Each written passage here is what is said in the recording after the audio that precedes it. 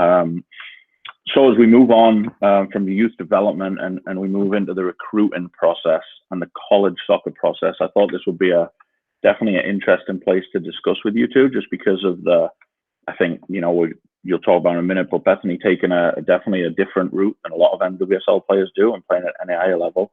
And then Paul obviously playing at a couple of different schools, and how those processes were similar, how they were different, how they prepared you to be where you are today. So, Bethany, why don't you start us off? And I know you already kind of touched on it a little bit, that you maybe stopped playing club soccer a little bit and did some different things, but how did the college recruiting process look for you? Like, what did you do on it? What offers maybe or options did you have, and what made you set on Spring Arbor in the end? Yeah. So I think the first thing to know is I had an injury my sophomore year. And so that kind of, I think, initially just set me back a little bit, just because that is when, around the time, bigger school coaches start kind of looking for people. And so come like junior year, like I didn't really have a ton of people who were seeking me out, just because I didn't have anything to really show for it. Partly because I obviously wasn't playing clubs, so I didn't have that exposure at the time. And so, yeah, I only really sought out two schools. I knew what I wanted. I knew I wanted the smaller school. I wasn't set on going to something bigger like D2 or D1. And Spring Arbor was really the only place I looked hard enough for. My sister went there, so it was kind of just streamlined through that. Yeah. And yeah, I mean, I signed pretty quickly. And after my first year, definitely had an amazing first season. And I kind of started questioning whether or not Spring Arbor would be able to push me enough. And I kind of had that after my first 2 years there. But I loved so much more about the school. Obviously, there's so much more to going to college than just playing your sport. So I think it's important that people find a place that can challenge them on the soccer field, but also a place they want to be if they get injured. It's a place that they want, a community they want to be a part of. And that was Spring Arbor for me. And that's why I stayed there. And I ended up getting coached by specific players throughout my time there. And yeah, I even went to my coach and said, can I even go pro if I'm here? Because that's a realistic question to ask. And that's why I did things like GRFC women, and why I went out and played the summer leagues, just to get that exposure I needed. But yeah, I don't know. Did I answer that question kind of? Yeah, for sure. It's great, and I think that's a great story, and I think we'll touch a little bit on the transfer and process and option, because I think that will probably come up with Paul's answer a little bit. And yeah, appreciate that for your recruiting process. Paul, what about you? And obviously you were on the other side of the state, where things are maybe a little bit more competitive in the club scene, with so many big clubs and that route there. And how did your recruiting process go, and how did you end up at Central? Yeah, for sure. I mean, it's funny because Beth's story is one of my favorite stories. I tell people that all the time. But because I think I almost wish I would have been able to do what she did. And so my recruiting process started probably about my sophomore year of high school or so. I think the rules are a little bit different now, but I started essentially sending letters and emails to these coaches and inviting them to come to camps and come to these tournaments. This is where we're playing. This is our schedule. I'd love if you could check us out. And I was wanting to stay in state. I wanted to stay close to home. I didn't want to go very far. I wanted to be within the 2 to 4 hour range of my family. So if I wanted to go home for the weekend, I could. And so Central Michigan, my dad went there. Everything for me was really kind of adding up to go to Central. I met the coach at one of our camps that the Michigan Jags put on, and it just seemed right. It seemed like a good fit. And I really enjoyed my time there. And I think similar to Beth, it was probably about my sophomore, even maybe the spring of my freshman year, I was kind of questioning, is this the best place for me? Is this really what I want to do? But I wanted to stay committed to it. So I played again, and we had a really great year, my second year. And then after that, I was like, you know what, I'm going to be coming into somewhat of a leadership position in the team next year. And I want to be able to see if I can challenge a team and see if I can push this team to,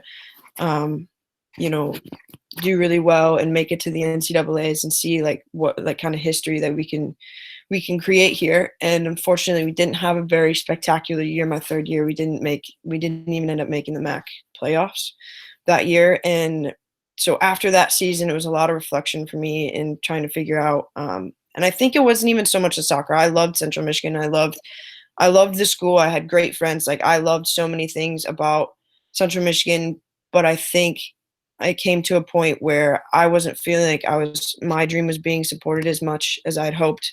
And I found myself I feel like on the wrong end of discussions with the coaching staff. And so I felt that for my growth and just for my development, I had to take it to another step and I had to take it to the next level. So I talked a lot with my family and things about that. And I think the transfer rules are even different now, because when I was there, it was you had to have a conversation with your current coach and get the okay to leave. And I think now there's a transfer portal where you can essentially delete that conversation or skip that conversation. So that was difficult because it was very hard for me to say, I love this school and I love playing here and I love being here, but I need to do something that challenges me a little bit more. Because Central was great for me for all the right reasons. But I almost just wanted more for myself. So fortunately, I was able to get to play at Rutgers. I got accepted and admitted to Rutgers. The whole situation was very crazy because I didn't pull the trigger on transferring until 2 weeks into the second semester. So my timeline was very short in order for me to get accepted, in order for me to actually transfer. So I had a conversation with my coach on a Monday, and I think by Tuesday I was packing my stuff up, leaving Central Michigan, and then on Wednesday I was in New Jersey moving into the new school. So it all happened like very fast, which with a very crunch timeline.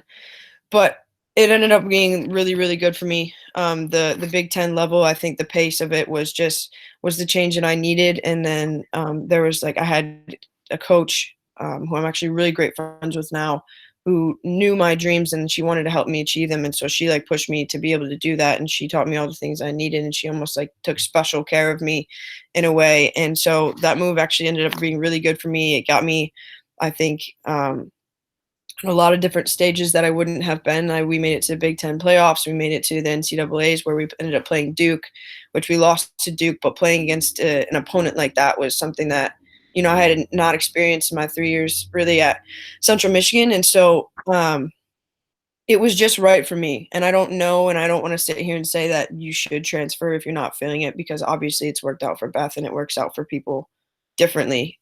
This really fortunate for me, and I'm blessed it did work out as well as it did.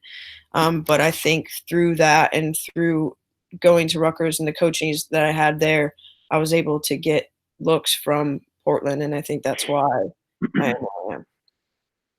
Yeah, that's awesome. And that's a great way to close that up. I think that's what's cool about talking with both of you guys today is, and I remember actually talking to Bethany during that college process about her transfer options and about asking that question, is it time that she went in the Big Ten and did that too? And the fact that you both came up with kind of the opposite answer and the opposite pathway, but both made it, I think says a lot about you guys. And it also says that there's no black and white way to do this, is there? It's doing what's right for you and having the right values. So I think, great story for that. And I guess the last piece on college, which I think is a real relevant question for everyone on this call and one that everyone has, because all of the players on this call, I think, will have the opportunity and will be college soccer players if they apply themselves and want to continue to do that. So I guess with you guys playing at such different levels and being successful, I mean, Bethany's played in the NAIA, but happened to be, National Player of the Year and won national championships and done really, really well there. The same as you have at your levels. Paul, if you want to start off, what do you think would be your advice to the players to be ready for college? We talked to college coaches a little bit on Tuesday about the main differences. What would you say if you remember back to your days as a standout Jag player? What advice would you have for our Midwest United players to try to hit the ground running and be successful when they get to college? I think there's a lot I don't, in terms of preparation, I think that the speed of play was probably the hardest thing for me to adjust to. And that really just translates to like how you see the game, your ability to see the game and see it 2-3 steps ahead of everyone else. And I think like I didn't really know what to expect, and I'm trying to think back to it, and it's very hard for me to say like you need to do this because I don't think there's really like it's not a math equation. It's like if you do this, this will happen. But just for me, I know mentally the biggest thing for me was to not worry, to not stress so much about the future. I was like, I'm gonna be in the right now. I'm gonna train. I'm gonna have fun, and I think it was really important for me to continue to enjoy the game at that point. I really loved playing soccer, and like I knew that going into, and that was why I was going to play soccer in college, is because I loved to play it. With that in mind, you are also there to get an education, so like that has to be important in choosing your school. You need to go to a place where they're going to have the program that you want and you're going to be a successful student as well as an athlete, because the fact of the matter is if you're not doing well in school, you're not going to be able to play the sport that you want to play.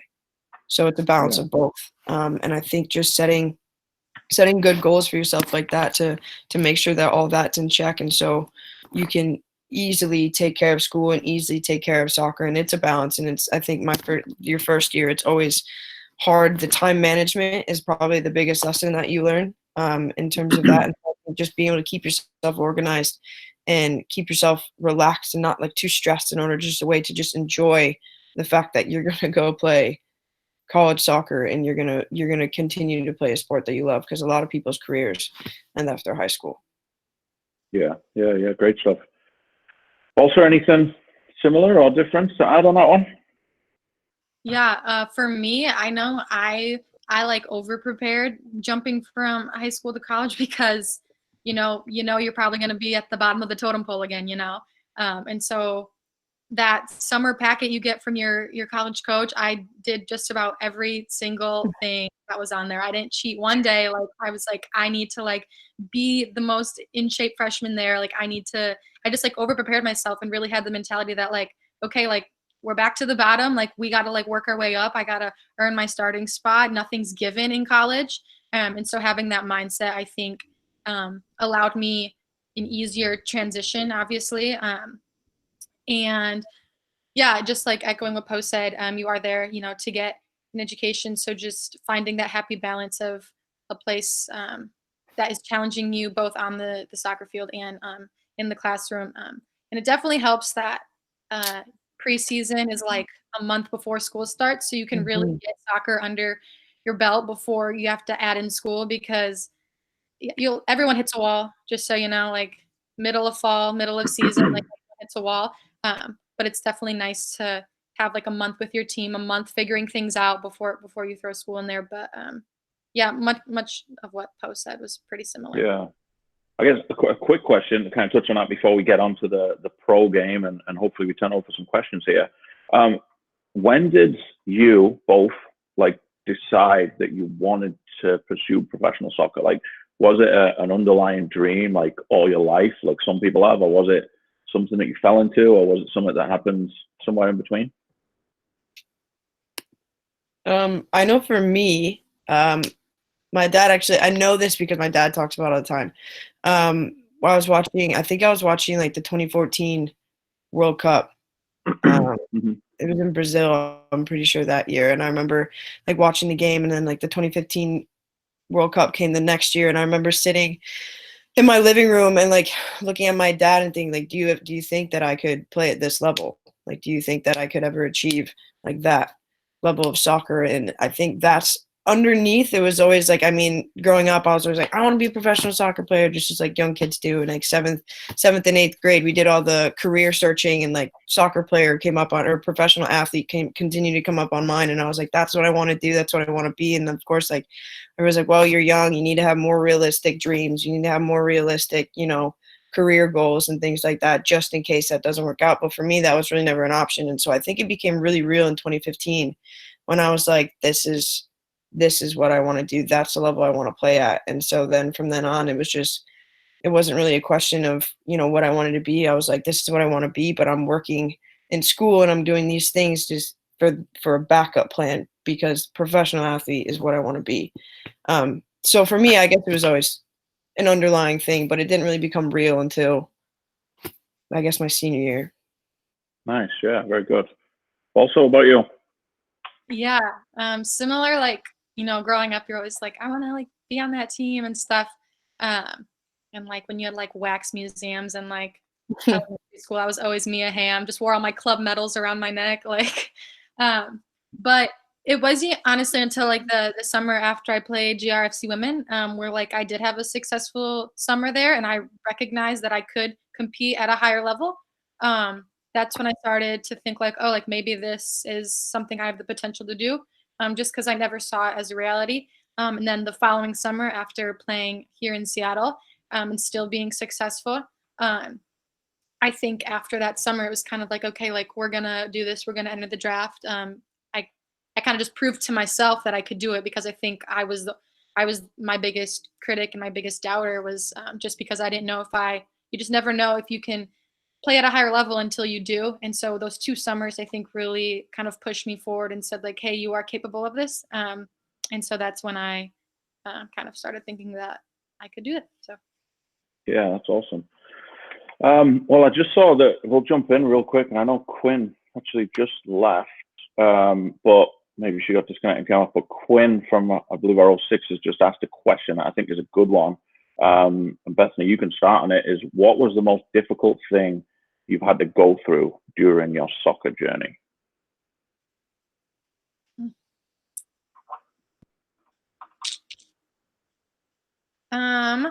that is a great question. There's like a few. I mean, I haven't really had like anything, like I didn't have like a crazy injury like during college or anything that I felt really set me back. I had one in high school, but I still played half of the season. Um, I know one like scarring one from my childhood was getting cut from ODP, just because those are the opportunities that you want to like perform well in, and that can get you to the next level and kind of get you into that system. So that was something that really made me like more determined to play better and be better. But Yeah. looking more recently, one of them I probably was trying to figure out if I should transfer or not. I really did wrestle with that a lot more, I think, than people realize, um, because it's obviously so intriguing and like lots of girls' dreams to play at a Division I college. So the fact that those opportunities were there, I really like wrestled with like just the pros and cons of what that could entail. And obviously, like I'm glad everything happened the way it did, but that was definitely like a struggle, more emotionally and internally. Yeah. And then definitely most of it is like mental stuff, right? It's not necessarily the sport itself, but being out here, when I first came out here, the first like 3 or 4 weeks when I like didn't have a contract, definitely like there's a mental game that is added in, because you literally have no idea where you stand. You don't know if you're going to get cut after training that day or if you're going to stay there for 2 more weeks. So like I literally packed 2 suitcases with high hopes, like that something good would happen, but you never knew where you stood. And so for me emotionally, that was like very hard to deal with after each day. Just trying to figure out where I stood, like did I do good enough, like, or does everyone think like I suck? So um, those are probably Yeah. like ones. Yeah. And Paul, same question for you. Anything that you think of as a challenge or disappointing, maybe? I mean, it's honestly, it's kind of funny, but it's pretty similar. I think that me transferring and the thought of doing that, and because, and like leaving some of my best friends at CMU was like very hard, because I knew I enjoyed what I was doing. I didn't have a bad experience at Central Michigan, but it felt like a very selfish decision of me to leave in order to like pursue something only for me. And I just didn't want to be seen as that player. So I think that was, I mean, I battled it. I battled with transferring for probably about a year and a half before actually doing it. And so like that was like a big thing, because there was disagreements between my parents and I about whether I should do it, whether I shouldn't do it. Will I be able to make it from here or not? And so that was, I think, just overall was very hard. Mentally, because at the time I was still battling with it. I was still playing at CMU, so I was still having to, go to practice and still be with these people and still perform, and not sure if I wanted to be there. So then to me, it felt like I wasn't being genuine. And so that I think was for sure, like that whole situation was very taxing. But I think what Beth said just about like the mental game and even, I mean, I knew that last year that I would be here for the entirety of the year. They would allow me to stay, but I wouldn't be getting paid. And so for me, it was like that, not really sharing. I was like, I basically had to just try and earn a contract in preseason and not really sure if that was going to happen, if it was going to happen. You know, like the whole stress of there's only a couple of spots left.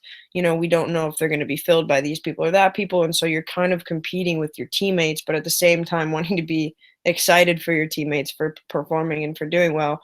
So it was very hard. I mean, it was very tough, like mentally, I think, to just like stay in the now and stay in the present and just continue to work, and like everything will fall together. But yeah, I mean, there's always, and I think every year there's always just little mental things, because like even now I'm not really sure, you know, how I'm going to play, how much I'm going to play or where I'm going to play, but just trying to stay in the, it's going to work out. It's going to be fine.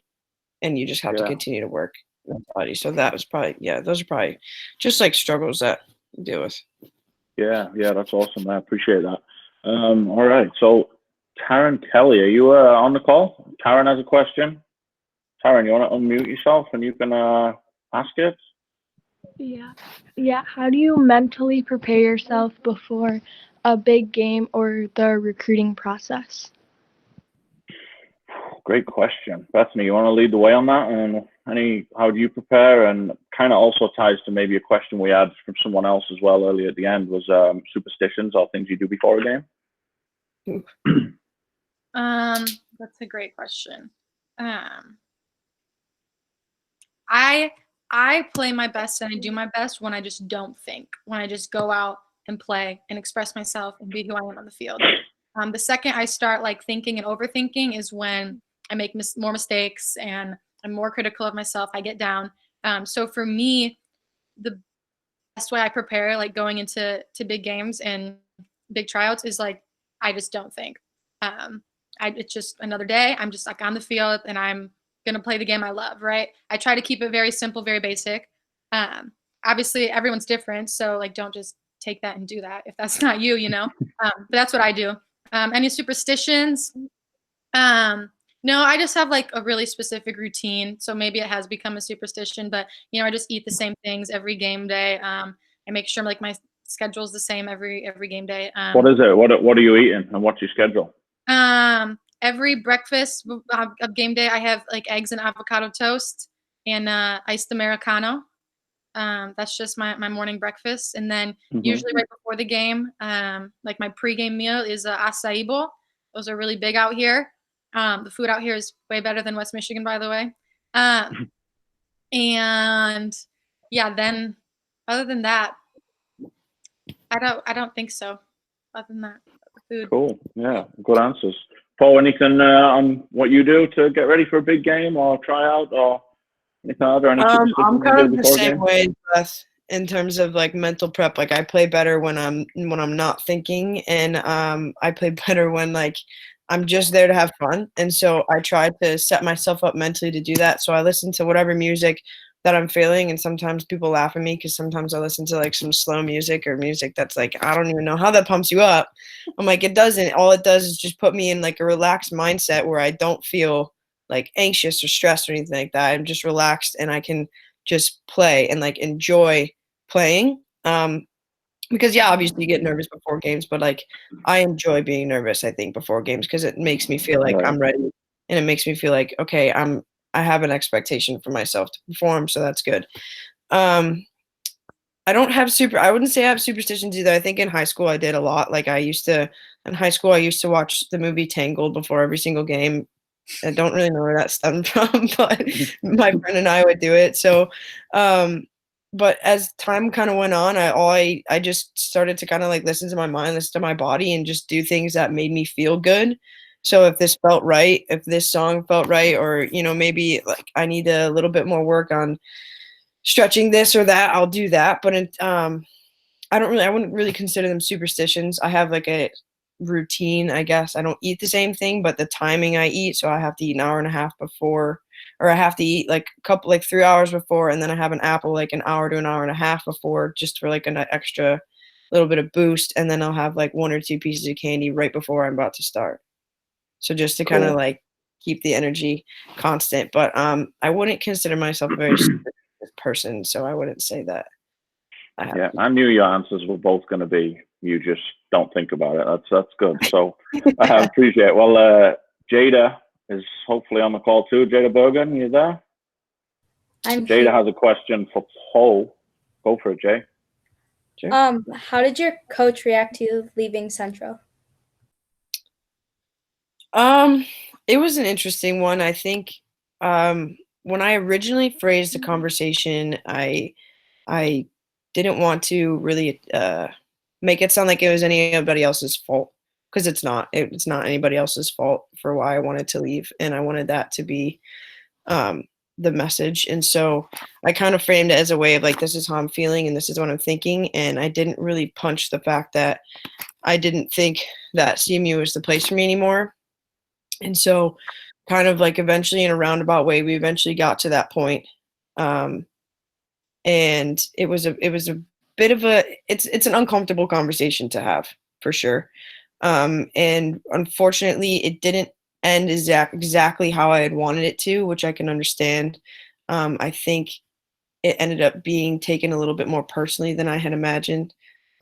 It wasn't like a me versus him thing. It was just a me wanting more for myself. And I think, unfortunately, it was taken a little bit differently, which I can understand as well. So he was supportive in the end, and he said, you know what, I want what's best for you, and I wish you all the best and good luck. And that was kind of how we ended the conversation. And that was kind of how I guess we ended that whole situation. And then I haven't really talked to him, but he messaged me when I made it to Portland, and when I got invited to U23 camps, he messaged me and, congratulations, very exciting, very excited for you. And so it's an uncomfortable situation to be in, I think, for both groups, but at the same time, we both knew that it wasn't supposed to be personal. It was just somebody trying to put themselves in a better position. Yeah, good stuff. Thanks. As we run out of time, and I know Paul has a meeting she's got to get to at 5 o'clock, and I did want to get a couple of these last couple of questions that people asked, because I thought they were really interesting. I'm intrigued to hear the answer from both you guys too. So first off, if Paul, you can start us on this one. Who is the best player? And feel free to name a couple if you have a couple. Who's the best player you've played with, and why, or what was about him? And don't worry, we won't tell the ones that you don't call. You can't say Bethany either. This one's hard. This one's very hard for me. Because I think that, like, at this point, one of the best players I played with is like Lindsay Horan is very good. She's like a quality player, and I think she does a lot of the she obviously scores a lot of goals, but I think she does a lot of things that people don't see in terms of like her movement and like where she goes and how she plays the ball. The technique that she has is like truly incredible. And I think she just is like a playmaker, and she works so hard, and she works on so many parts different, like she works in the game in so many different aspects, and she's just that kind of player who wants to be on the ball and she wants to create things, and we can trust that when we go through her, something's going to happen. And so she's been super reliable, I think. So she's probably one of the best like overall players that I've ever played with. But I mean, I've been very lucky to like play with like lots of great players. I would say Bethany Balcer is one of the best goal scorers I've ever played with in my life. I mean, she had record hat tricks like 5 games in a row when we played at GRFC. So it's I've been very lucky to play with some very talented, very special players. Yeah, very cool. What about you, Bethany? And same, you're not allowed to say Paul, but what is best player you played with? And maybe why don't you lead us off on the next one too, on best player you've played against at this point? Yeah, so I want to say Megan Rapinoe for the one I've played with. I just feel like I haven't gotten to like fully see like what type of player she is, just because she was injured last year and I only got to play a few games with her. So in terms of like one that I've played recently kind of played with, or that I know a little more about. I'm on my team is her name's Jess Fishlock. She plays for Wales, and I love playing with her partly because she knows the game so well. I mean, so coming in as a rookie, she kind of just like knew where to put me in certain position. Like I played in front of her. You know, she was attacking mid, I was center forward, and she would move me where I need to be moved. Just the knowledge of the game she had, I like really admired because it's something that I'm still developing, and I'm trying to watch more. You know, that and just like so creative with her movement. I really like being able to play with her because she reacts to me and allows me to be free. And watching her initiate things as well, I think is cool. The best player I've played against and why? Probably the entire North Carolina team. Probably Crystal Dunn. I mean, she's insane. She is literally so good, but like so fit. Like she can run at you the entire game, and break you down every moment of every game. Like she's just always. I just feel like she's always on, and she's such a consistent player, and just like an incredible outside back. I think so. Yeah, I guess a follow up to that one too, Bethany, as you touched on Megan Rapinoe. How was she when, I know last year, and for anyone that wasn't following, I kind of, like you said, it was kind of a weird situation for you, but a great one in that she was gone and then injured a little bit. And you almost got to take her place in some ways, right? And stand in. How was she then, and how has she been to you and for you during that process and helping you and supporting you and maybe pushing you as well? How's that been? Yeah, it was incredible. You know, coming in, I thought, you know, all those girls would just, you know, be mean because like I'm the young one, right? You know, so they would give it to me later on the law. But I just remember every halftime, when Pino was still like injured, she would come in and like give me feedback and just pour into me, which was like incredible and obviously gave me so much confidence that, you know, she believed in me and that I could do it. And so, yeah, I mean, the timing definitely played in my favor with all of that happening. And yeah, she was so great to me. All the players were really so to have people like that investing into you really just allows you to be more free in your game, I think. Yeah, that's awesome. Great experience as well as a young pro. What about Paul? Last one with you. Best player you've played against, or anyone that comes to mind that you can single out for us? I haven't actually played against Crystal, but I would say that like our team has played against. I would say that she's very high up there in terms of like her skill and stuff, and she's very difficult to deal with. For me personally to play against, Julie Ertz was difficult for me. She's probably one of the ones that I played against, but she's just very smart and she's so physical and she's like such a brute force. And it was pretty difficult. I played against her in like one of our preseason games for Chicago, and she's difficult to deal with. So she'd probably be up there for me. I guess like I defend Tobin fairly often in practice, so she's difficult for me to play against, just like in terms of like one-on-one, and you know, like because she's so great with her feet, it's like very difficult to defend her one-on-one and when she has the ball. So that's a constant challenge for me all the time, but it's very exciting because I get to do it so often. So it's great for my own victim a couple of times, have you? Yeah, megged her once or twice. Oh. Yeah. Good to hear. So I haven't been megged that, and that is like that's my, you know, knock on wood, that's like my saving grace right now. So you said it now. First session back, it's gonna happen. Yeah, I know. I just jinxed myself. Yeah. Well, last question, Paul, before you got to go. And this was from Megan on our U19s. And she just asked, I guess we might have to think a long way back here, but if we take back to the middle of last season, maybe, what does your daily schedule look like in the professional game? Like, what does that look like for you, if you can remember the good old days? Yeah, so daily schedule, we actually didn't train until about 2 p.m. So I would wake up, like luckily kind of get to sleep in to like 10 or so, wake up, make some breakfast, run some errands, possibly talk to family, like catch up with things, just kind of fill the time.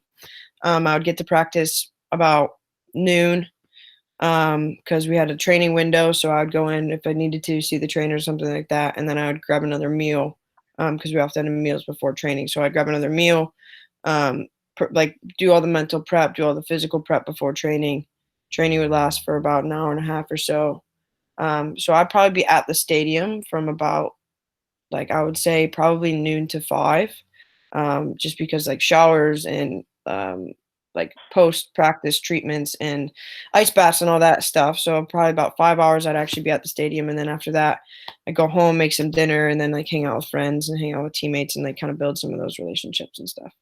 So I would not a very strenuous schedule, but fairly consistent. Just basically soccer and eating, huh? Yeah, pretty much. Yeah, that's it. Sounds like the dream. Also, about you, anything? What does your day look like? Yeah, it's funny because everyone's like, "Are you just so busy as like a professional soccer player?" And you're kind of like, No. "No," but it's great, right? Yeah, I had an earlier morning. I usually be up at like 7:30 because rookies get the early treatment slots. So like I had treatment Mhm. at like 8:30. But we train, have a pregame meet or pre-training meeting at like 10. Go out, train 10:30 to noon. Usually have like a meeting after training. Yep, ice baths, shower, lunch, all that good stuff. And yeah, I lived with the host family last year, so I would just go home and hang out with my host family, and they'd cook me dinner, and just felt like I was living the dream. Yeah, yeah. Well, that's awesome. What about then? In the same thing, what's the most fun thing about it for you? And Paul, you can start because I know you got to leave in 2 minutes here. Yeah, sure. What would you say is the most fun thing so far? I know you're at the beginning of the pro career. What do you enjoy the most, and what makes it the most fun for you? I'm not sure there's any specific part of it. I think the fact that like this is my job is probably the best thing. The best thing about all of it.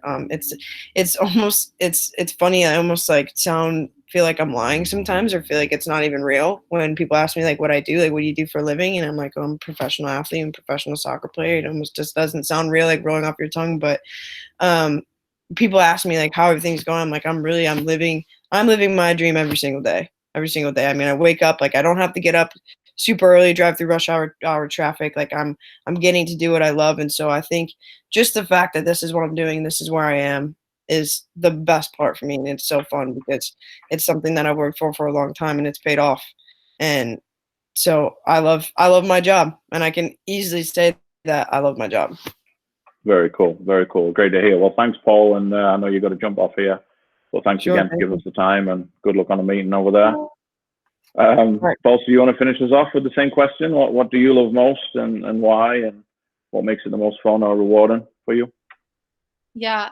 For me, I think my favorite part is just the amount of growth I've experienced, both like in my game and just as a human being. Being in this environment, obviously like requires growth, and you're pushed way farther than you've ever been. Just with the people who you're surrounded by, the coaches who are investing in you. It's just such a high level. And so I think I've just loved like seeing my game grow, especially technically. I could get away with a lot of things in college, but coming here and refining my game to make it the best, I think at the top level is just what I find so exciting, and just continuing to push my ceiling and continue to be a better player. And yeah, kind of, I mean, what Poe said too, but yeah, just to be a little more specific is probably the growth, and you just get to hang out with your best friends and do something you love. So it's cool to wake up every day and do that. Yeah, that's really cool. Well, thanks again, Bethany, for joining us. I know I really appreciate it. And I think your story is just like Paul's. It's great, and I think at some point they're gonna make a Disney movie over there, and we'll look forward in Grand Rapids to supporting it. And I'm sure, I always remember the story of, and I'm sure you do too, where I almost didn't think you were good enough to play for Grand Rapids FC and thought you'd be a training player who could be a neutral on the outside, and then you came in and scored 5 hat-tricks in a row, and have done the same thing since you got in the league. So I'm sure that's going to continue. Hopefully we get back to the game soon, and you can take the next step, right, and continue to do what you've been doing. So we'll definitely be following and supporting. Hopefully when you're in town, you get to come and maybe talk again with these girls, because I know there's a lot of supporters and followers here. So thanks again for the time, and hopefully you get back on the soccer field soon. Yeah, thank you. I appreciate it. Thanks for having me. Yeah, thanks a lot.